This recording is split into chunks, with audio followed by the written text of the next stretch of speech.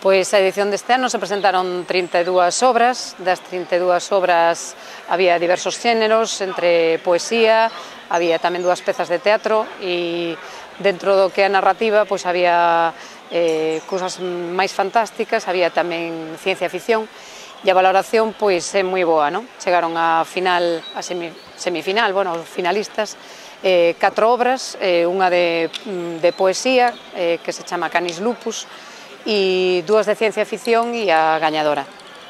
Vale, o traballo do xurado pois este ano foi bastante difícil, non?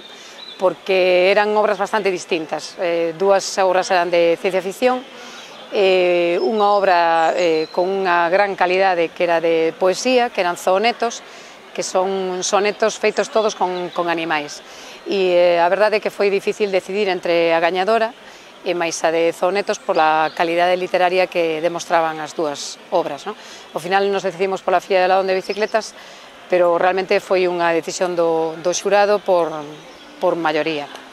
Pois eu levo 25 anos sendo a persona que son secretaria do xurado, son editora de infantil e juvenil da colección Merlín, e a valoración para min eu creo que é moi positiva. Pasamos por distintos tipos de xurado tamén, empezaron sendo xurados de profesionais e xente dedicada a animación a lectura ou escritores, pasamos logo unha época de lectores, onde os nenos eran 2 persoas das 5 que conforman o xurado. A experiencia para eles e para nós sempre foi moi positiva, porque eles é para quen vai destiñado o premio.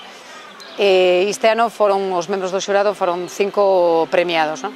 A importancia do Merlín eu creo que é moi positiva en canto a calquera dos nomes que podríamos decir das persoas que gañaron, non? Desde Agustín Fernández Paz, Fina Casal de Rei, Gloria Sánchez, An Alfaya, Antonio García Teijeiro e os novos como poden ser Mar Guerra ou Jacobo Fernández ou Carlos López. Eu creo que dan un pouco o nivel do premio e a categoría del.